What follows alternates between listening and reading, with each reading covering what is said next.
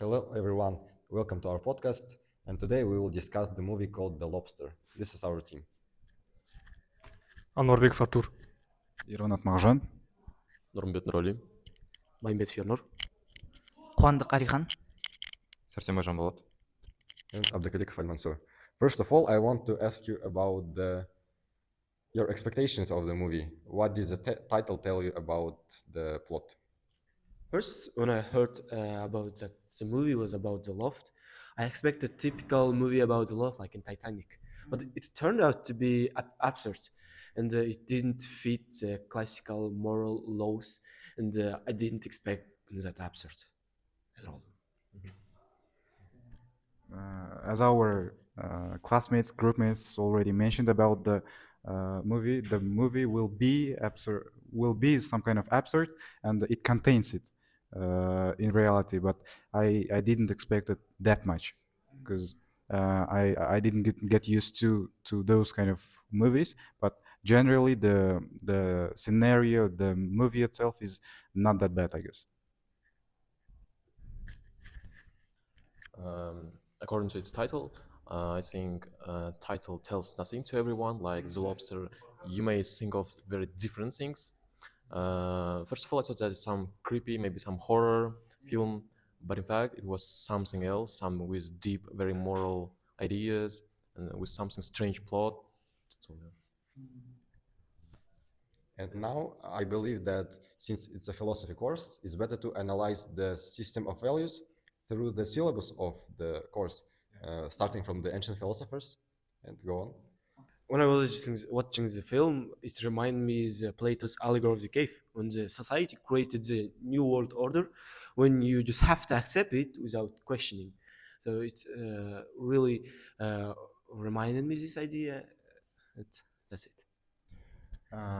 By the way, we have already passed, I guess, the meditations of Descartes. So it's not directly related to this topic, but generally, in meditations of Descartes said that person have to know this world by questioning. So the main character, David, can question the world, why the society acts like that. So maybe he really questioned, maybe he doesn't. We don't know exactly, but generally it's some kind of remind me the meditations of Descartes.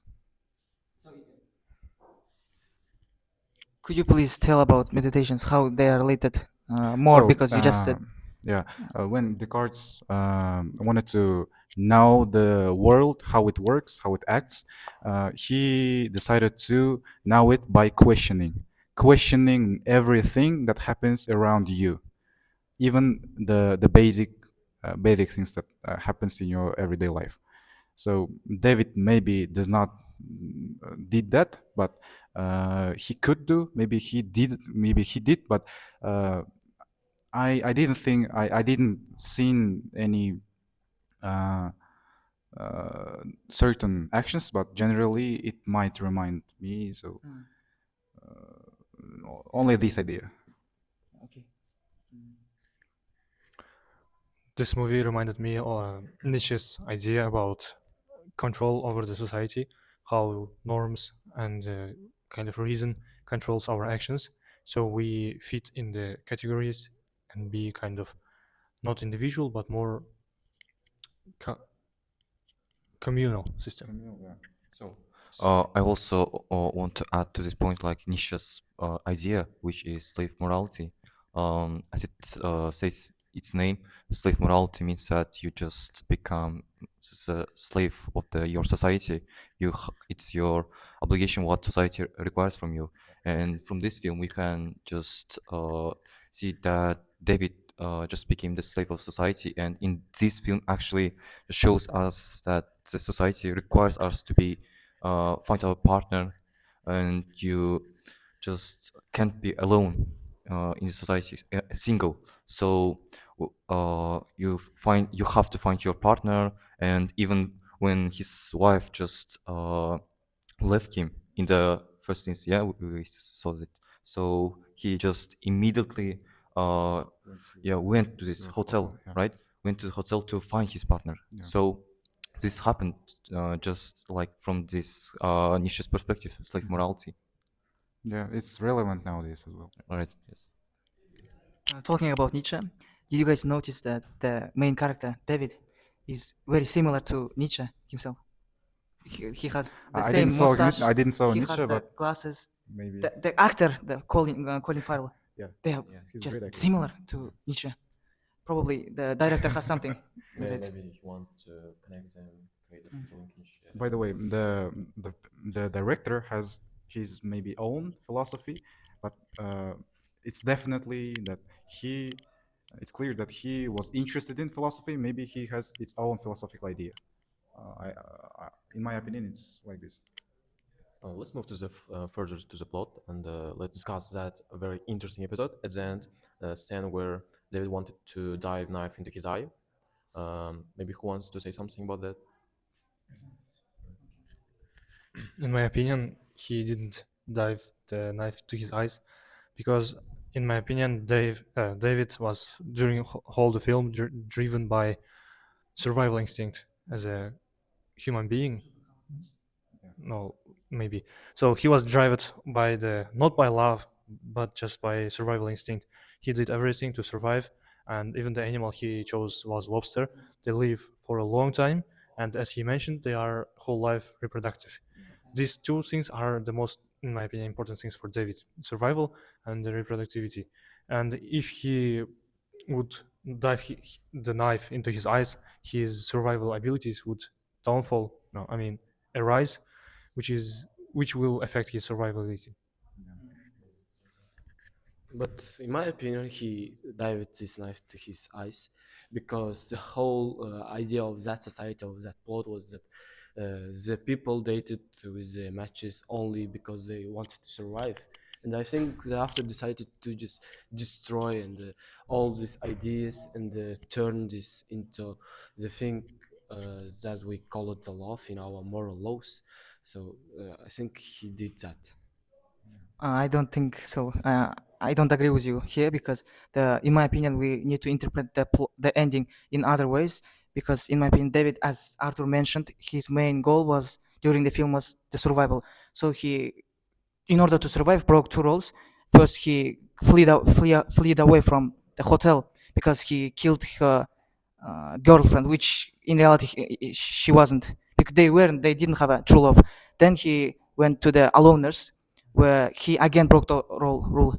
He paid up, he found the love, true love, uh, and it shows that David doesn't have any borders. So he didn't put the knife into his eyes because it's not beneficial for him. He can just lie to her woman and continue living. According to this scene, I want to say that also did it on purpose, that he put that black color on over the display. He wanted to leave us alone to think about what he would do, what David would do, um, according to his love. He wanted to show that love might be as fully commitment to your partner, or might be as losing yourself as a person. So he wanted to give us some time to think about it, and that was his like um, did it on purpose. Yeah. So, guys, we heard our messages. I think we got really good ideas from the movie. And I wanted to end up this podcast. And finally, what I want to ask two questions. What final message did you derive from this movie? And what animal would you be if you were in this movie?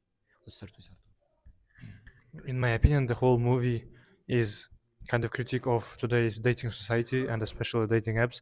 When you find a new partner just because you fit some basic and simple characteristics like your leg hurting or nose bleeding, it's critique of today's dating apps. And the one message that I concluded from the film is you don't need to force yourself to find a partner just to fit in society and its categories. It's better to wait and find someone who really matches to you. And if I would choose to become one animal, maybe it would be some bird like eagle. They are very free. I love freedom. So I want to summarize my idea with only one quote, one phrase. For the message that I've learned from the movie, the love is not performance. And the animal that I would like to choose is dolphin, because of its IQ and its independence. For my opinion, in this case, we just need to find that golden meaning between full devotion to your partner and between losing yourself. And as an animal, I want to be wolf because all wolves falls in love once in their life. So that's very romantic for me. So I just want to conclude that being alone is okay, and I will want to be a cat because I love to relax.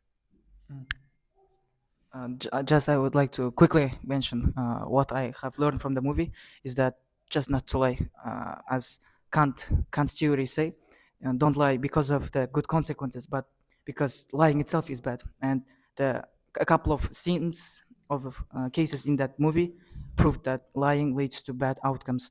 And turning to the animal I would like to be, I would choose a wolf if I had a choice because they are brutal and also independent. So I also actually agree with Alihan. So lying is just a bad thing. You have to just listen your heart and find your path in this life. And the animal I want to choose is lion because it's strong and reminds me a king. Well, summarizing everything we've said, modern philosophers can tell a lot about this movie, and particularly Nietzsche, who probably was the main basis of David, main character. He pursued freedom, and so do I. That's why I would like to become fish, such as shark. And at this moment, I want to finish this podcast. Thank you for your attention. Goodbye.